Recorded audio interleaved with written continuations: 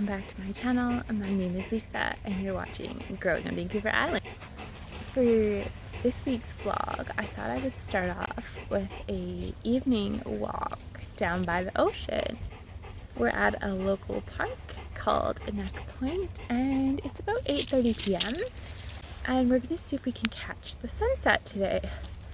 There are pretty awesome sunsets from this park, so hopefully today is a good day for that. You never know what the sunset's going to look like.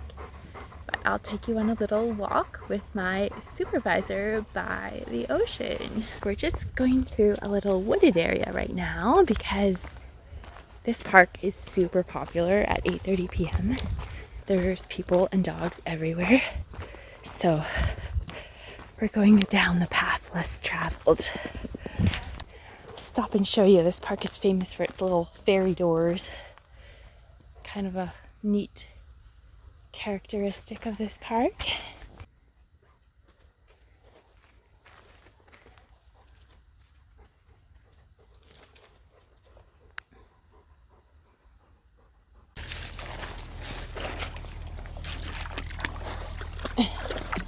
Zipper loves the water a little too much. At least I wear my water shoes. It's pretty cold today, but he can't resist a little extra wading in the water when there's an opportunity. So we arrived at our first stop by the water. This isn't the most prime lookout, but the sun is just starting to set. You can hear some power boats in the distance coming a little closer. This is just a little look at the beginning of a sunset on Vancouver Island. Hopefully we'll get a little bit of a better view from another viewpoint in a little bit. We'll just relax here for a little while and then we'll check out another location.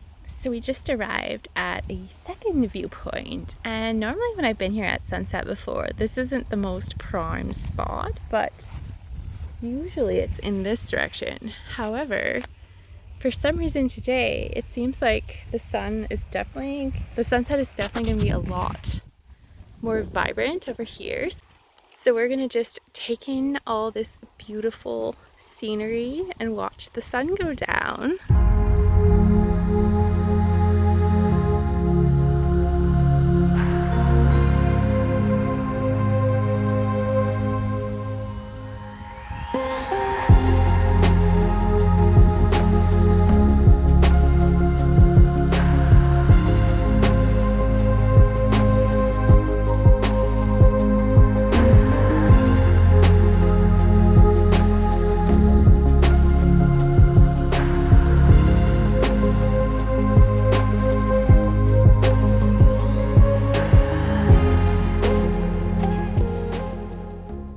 Good morning everyone, welcome back to the vlog. Today is August the 15th and I thought I would start off the day with another morning walk with my garden supervisor, and we're at a local park called Beach Estates Park. So we'll take you for a little walk to start our day.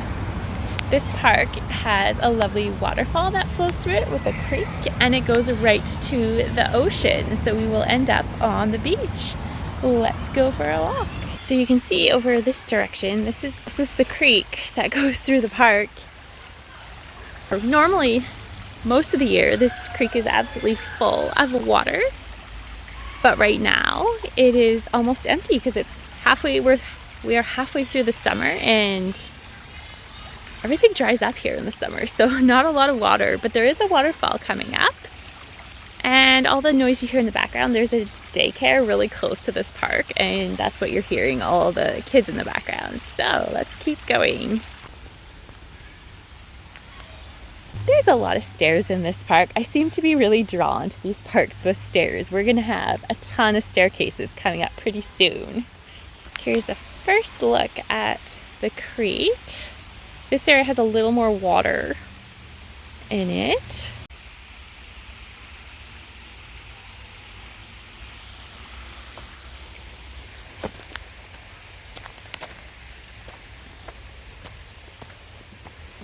And here we are entering the beginning of a very large set of stairs. At least it's a gradual incline here. Here's another view of the stairs. We've got a long way to get to the bottom. This is quite a vertical drop. And here's the first look at the waterfall in the park. It's not a lot of water at this time of year, but it is pretty nice anyways. Kind of cool because this park is literally in the middle of the city. It's like a jungle in this city, and you would never expect to see it here. Like, there's a shopping mall across the street. It's a pretty good sized park, but a little piece of paradise inside suburbia. And now we continue down a whole bunch more stairs.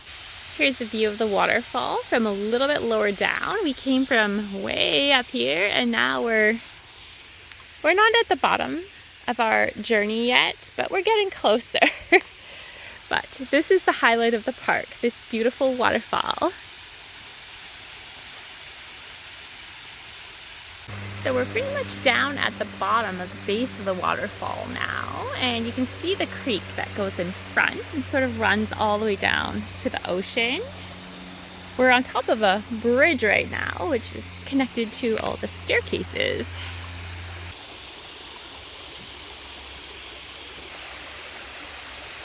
Here's a view of the creek from the other side of the bridge. Love the sound of the water.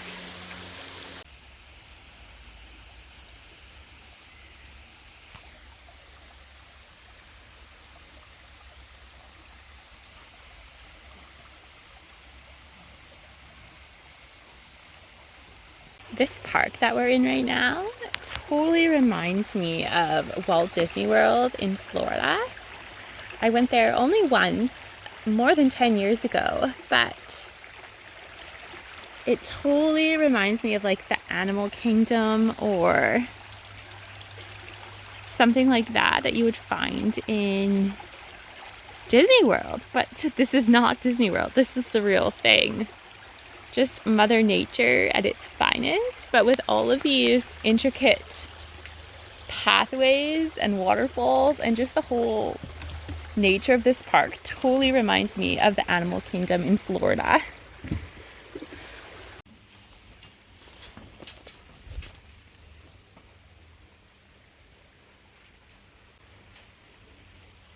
We have quite a bit of an issue with homelessness in our area. And all over our city, especially in the last few years, there's people with shopping carts, and they often end up in the ocean usually, but here we have one. It's not a river, but this is actually a substantial creek most of the year, and I can see a shopping cart has gotten into the creek. So that can't be super good for our environment, but hopefully at some point it gets cleaned out of this body of water and it doesn't cause any problems for the wildlife.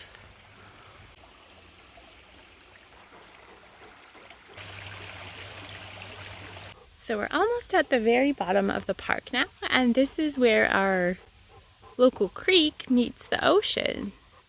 I'll get you a better image in a moment. So we're at the very bottom of the park now, and this is where the creek that we've been following this whole walk comes and meets the ocean. This big structure that you can see in the distance, this is one of the local ferry terminals. This is our Departure Bay ferry terminal, which goes and connects to Vancouver on the mainland.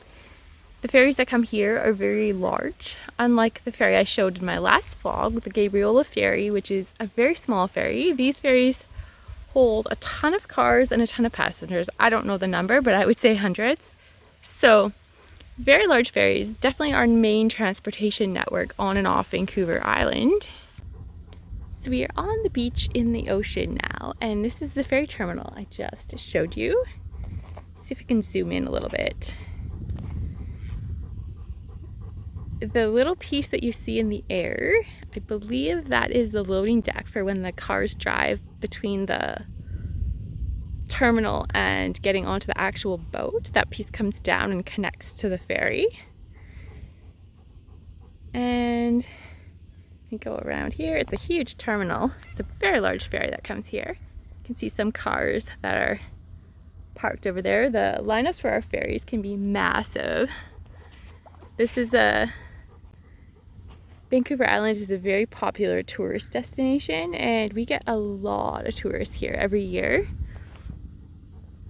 And we will have lineups that are pretty incredible, and they book, like, people can reserve it online and they book up really, really fast. So if you have to go to the mainland at some point, you'll most of the time will need a reservation.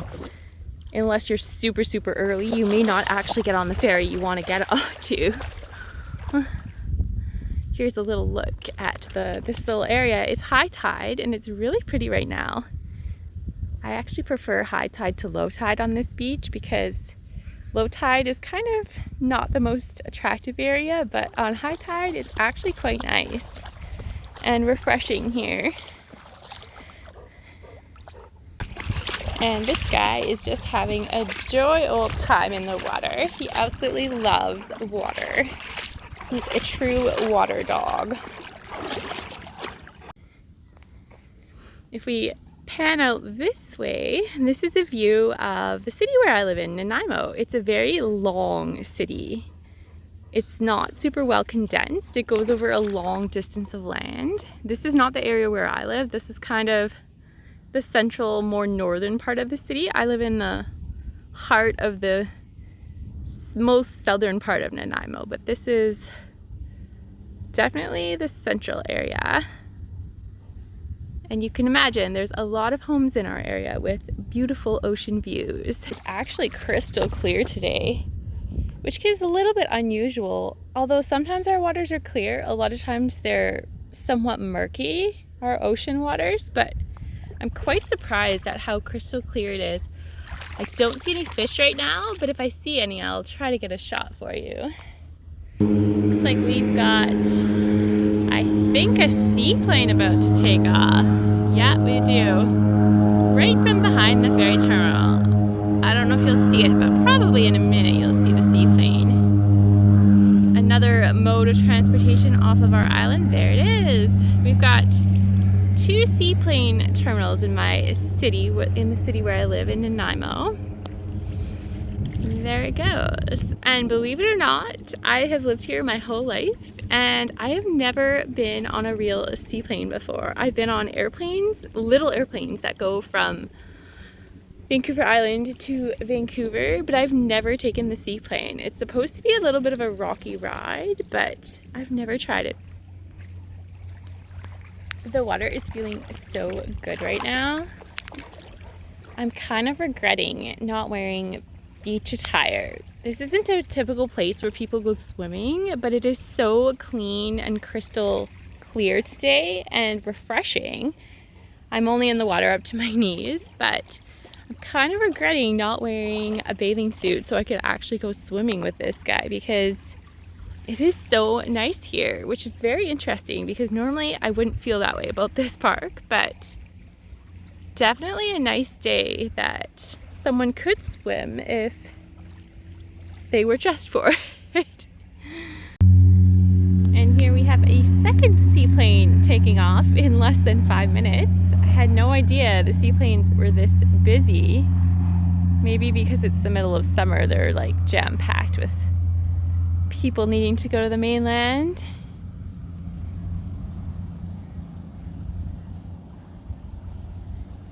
We're almost done leaving the park now, and we've already done a whole bunch of staircases and we're at the grand finale. This is where the workout really gets going.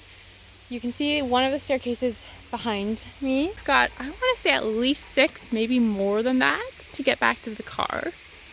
We've probably already done 8 smaller staircases to get here. So this is why I said this park is a pretty good workout, because we're going to be feeling it a little later today. It feels like the stairs are not going to end. We have done just the beginning portion and we've got a long way to go still. I'm getting a little tired already. So we're all done the walk now. I definitely worked up a pretty good sweat. Just gonna give the little man a drink. we're going to see you later in the day and probably take on some kind of gardening project. Not sure what we'll get up to, but I'm sure we'll find something to do in the garden. Hello everyone, welcome back to the vlog. It's Tuesday today and I think I haven't done any gardening with you yet. So today we're going to do some gardening, and this little guy just arrived. He's all for the filming. To start the day, we're going to be doing a little planting. I recently went to a local nursery looking for some other plants and garden things and came back with a rose that was not on my shopping list, but I decided to get it because I love roses and I'm always looking to add more to my collection, and I believe it was clearance too, so it wasn't that expensive. So I've scoped out the yard and I've decided where I'm going to put it. So let's look at the rose first. So this is the rose I'm going to be planting today. It's a Floribunda rose called Showbiz. It gets like a dark red flower, likes full sun, has a light fragrance, blooms spring, summer, and fall, so that's pretty nice. I'm always skeptical of planting a red rose in my yard because I have bought several so-called red roses in the past and planted them here, and they always end up being pink. I don't know what it is. I think I have one true red rose, and every other rose that is supposed to be red ends up being pink. Supposedly roses are not affected by the pH of soil, but I'm really questioning that science because either I've bought a ton of mislabeled roses or the science isn't true that I've heard, because it really seems like a lot of roses here end up being pink that are supposed to be red. We have extremely acidic soil in our yard, which is why we can grow rhododendrons and blueberries really well. So I am starting to think that acidic soil in this yard makes the roses go pink instead of the color they're supposed to be. Maybe that's just a random theory, but maybe that's not true, but I think there's a good chance it might be true. So let me show you where we're going to plant this rose. So this is our backyard gravel pathway that goes up to our second level of terraced garden. And this is where we're going to be planting the rose. I don't have any roses planted in this area along the fence. Most of my roses are planted lower down along the fence. I've got a whole collection of them. You can see the pink, one of my pink knockout roses there. Here's one of my pink knockout roses, which is just a little distance up from where I want to plant this rose. So this rose is a Floribunda, and I do have one or more other Floribundas in my yard. I figured this might be a good spot. There are a lot of plants here already. We've got a Japanese maple, a heather, sedum, some sunflowers that are pretty much finished. And at the back, this little plant is actually something I don't know the name of. It grows wild. If you go into our local forest, you'll see quite a bit of this plant in different areas. But it is a wild shrub, and I think I'm just gonna pull it out because I just want to put a rose here, and I think it would be a good spot. At the bottom we have a ground cover called Creeping Thyme, which I have all over my pathway area. It's pretty nice, but I wouldn't actually recommend it because it gets really weedy, but this area doesn't look too bad. So I think we're gonna remove this shrub and put my rose in here. I think it would be really pretty because really pretty growing along this fence. It sort of grows I want to say wider than tall. So I think that's what we're going to do now. So these are the fertilizers I'm going to be putting into the planting hole of my rose. I'm not really going to go into too much detail about these fertilizers in this video. In a lot of my early videos on this channel, I talked a lot about fertilizing plants, and I probably will again in the spring, but for now I'm probably just going to apply them. But I will mention that kelp meal and seaweed extract, another fertilizer that I sometimes use, are amazing fertilizers. They do wonders for pretty much all plants. So we're going to put in a bunch of these fertilizers in no measured amount, just a random estimate of how much I want into the planting holes, because roses love really fertile soil, and my native soil in this yard is pretty much the opposite of fertile. It is some of the worst soil you can get, and that's just because of whoever landscaped this property originally. They didn't use good quality soil, so we're going to be adding a lot of amendments to this planting hole. So I've got my shovel and we're going to just start digging out this hole, and hopefully the soil isn't too hard because it is August and there hasn't been a ton of rain in quite a while now, so I'm really hoping the soil's not going to be too hard, but we're going to give it a try.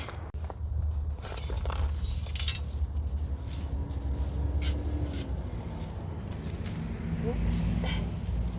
Guess I'll be pulling out these sunflowers because they're pretty much finished and I need the space, so they can go. Ooh, that was very easy.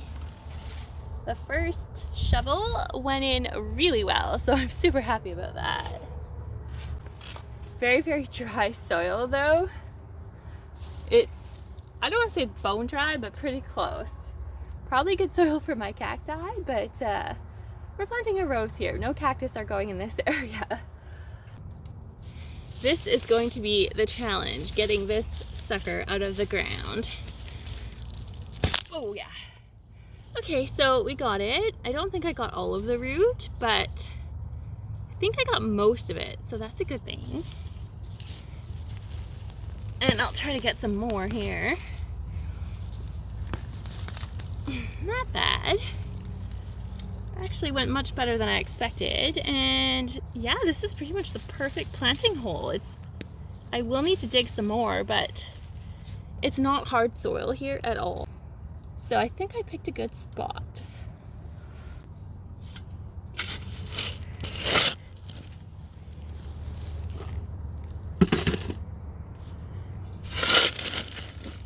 Now we're going to add some soil amendments into our hole, and then we're going to blast it with water because it is so dry. Next we're going to add oyster shell flour. I'll show you what it looks like. It's actually pretty cool. This is what it looks like. It kind of looks like real flour that you would bake with, but it's definitely not baking flour. This is a fertilizer, but it is made from oyster shells in the Pacific Northwest, I believe. We'll give the planting hole a generous amount. And the next fertilizer I'm going to add is actually a carrot and root vegetable fertilizer, but I thought I would just throw it in because why not? I'm sure the roses will respond well. So now we're going to just blast this hole with some water because it's pretty dry and we want this rose to root in really well. So I'm gonna give it a generous amount of water. This is water that I added some seaweed extract and rock phosphate to give it a little extra boost of nutrition for this rose bush. So now we're going to get this rose planted in its hole. We've got the bush here and we're gonna see how root bound it is. Hopefully it's not too root bound. It looks like it's definitely a grafted rose, not rootstock. Doesn't doesn't look too bad. It's got a little bit of root boundness going on, but not bad actually, considering it's the end of the season. So now we're just gonna put this rose right into its hole and get it positioned in a way that is going to be best for it as it grows. So now we're just gonna position this rose in its hole. And this is what it's looking like now. I don't know how well you can see it at this angle. So the next step will be, I'm gonna probably rough up the roots just a wee bit and then add the natural native soil back to this hole.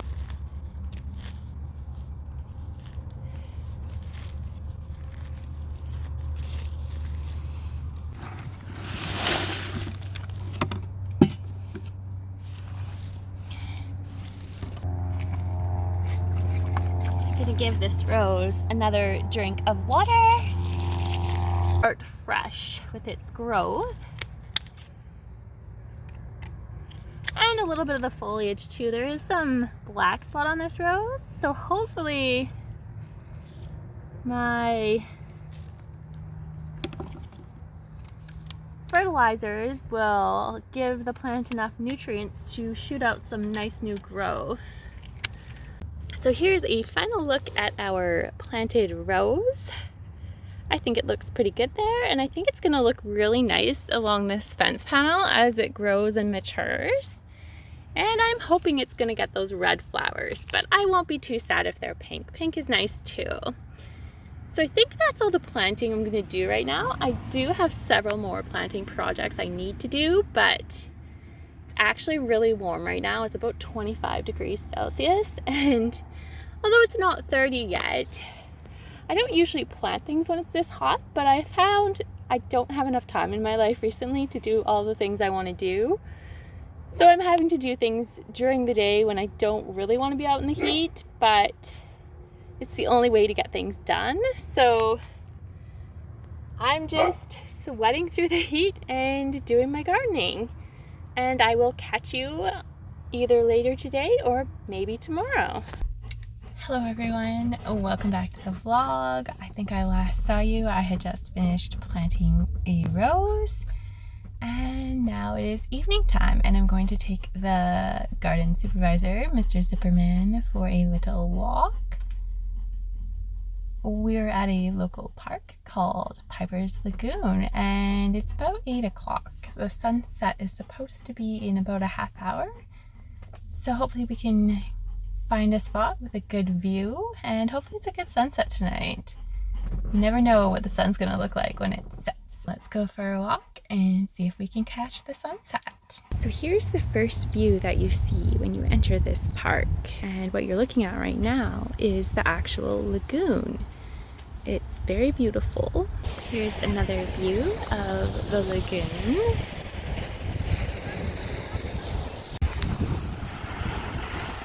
And what you hear is the waves of the Pacific Ocean crashing onto the shore.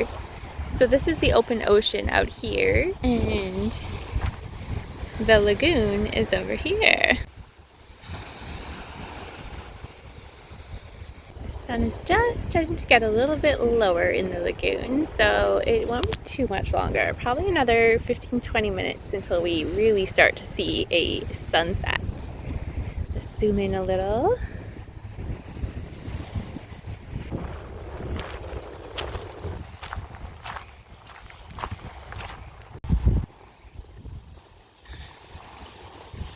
I think this time of day is called the golden hour, when the whole landscape is lit up in a color of gold. It is so pretty, right before the sun actually sets.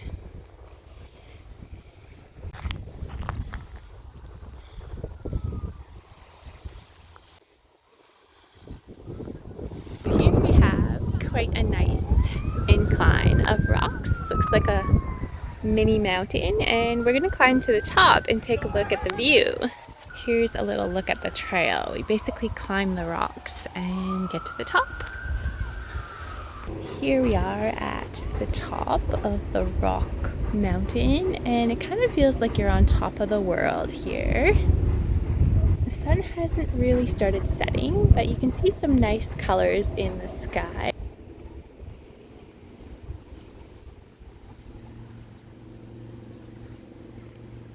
At the top of the second mountain of rocks now, and here's another view.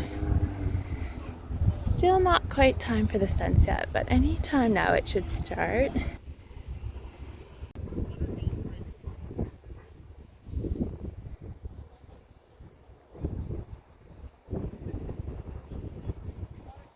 Not actually sure how much of the real sunset we're going to see, but this is what we've got so far. So we'll wait a little longer and see if anything more colorful happens in the sky.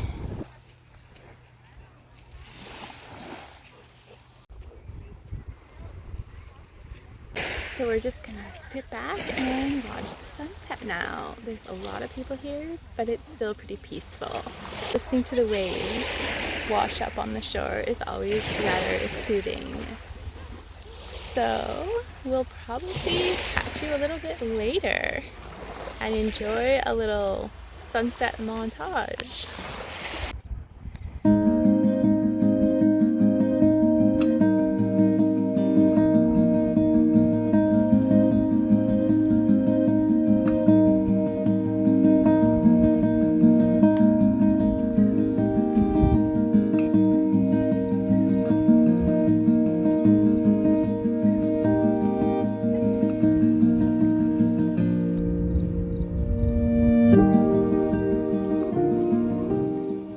Good morning everyone, welcome back to the vlog. It is August 19th today. I think it's a Friday, and I didn't actually vlog for a few days because it's been so hot here.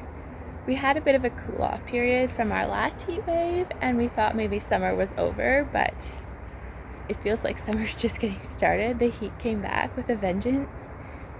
So I feel most days it's so hot, I don't want to go outside. I haven't watered my garden properly. Hopefully it's not totally dead because most days I don't even water, it's so hot. And I've also been really tired from work, so I haven't really had any motivation to do almost anything, whether it's gardening or making a YouTube video or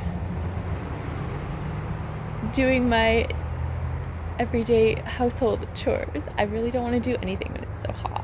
So the only place I want to be is actually at work. Good morning. This little man just joined in the vlog. So for today's vlog, I have a little planting project. This is going to be probably the simplest planting project, definitely the simplest planting project I've ever put on this YouTube channel. And I'll show you what we're gonna plant. This is kind of fun. I have done it before and it's kind of a unique project, so let's take a look. Here we have a whole pile of succulents. These are hens and chicks. I probably have similar ones already in my yard, but I recently did a plant trade with one of my neighbors and this is what she gave me, a whole pile of hens and chicks. And I do have a plan for these. So we're gonna go in our front side yard and I'll show you where we're gonna plant these. So you're in our side garden now, and this is where we're gonna be planting the hens and chicks. I'm gonna be looking for all these little gaps under the fence and stuffing them under the fence. I've already done this once before, and let me show you what it looks like now. This is my hen and chick plant that I previously stuffed under the fence. I had one single hen and chick and it has grown quite a bit since then. I've also harvested multiple little plants for projects. So this plant has actually put out a lot of these baby hens and chicks, and it literally grows up the fence. And I do this because it suppresses the weeds from coming through the fence. I don't get a lot of weeds, but the ones that I do get, it stops them from coming through. So I want to do it all along my fence so I have a border of hens and chicks. So let's plant these guys. Before we plant, I just had to show you this pretty flower that's blooming. I pretty much don't give these flowers any water and they are still beautiful. So it's nice to have flowers that don't need any care at all in your garden. Here's my first hen and chick, and I'm literally, I don't know if you can see, I'm just gonna stuff it right under the fence, just like that. And that's all I'm gonna do. So I'm almost finished planting, and I just noticed this little critter in my flower pot.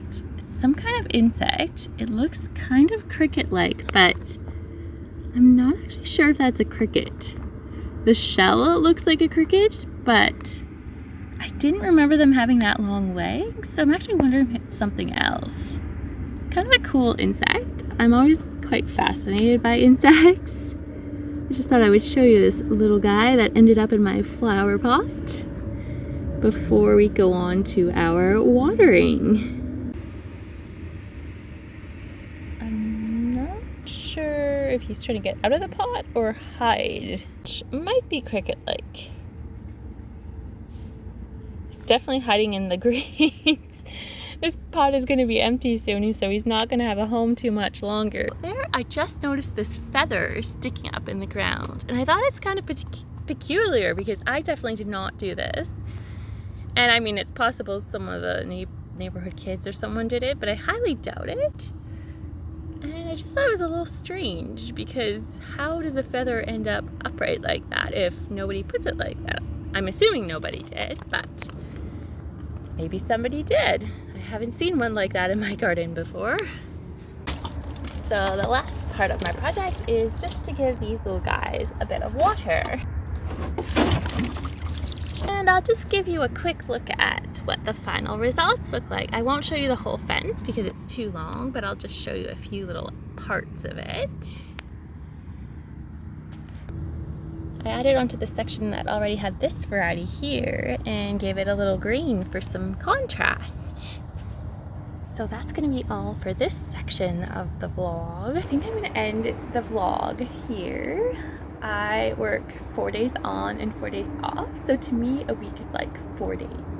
4 days on of working and 4 days of normal life. I hope you enjoyed the vlog. And if you did, you may want to consider subscribing so you don't miss out on future vlogs of gardening and Vancouver Island adventures with my little supervisor man. Thank you so much for watching, and we'll see you in the next video. Have a nice day.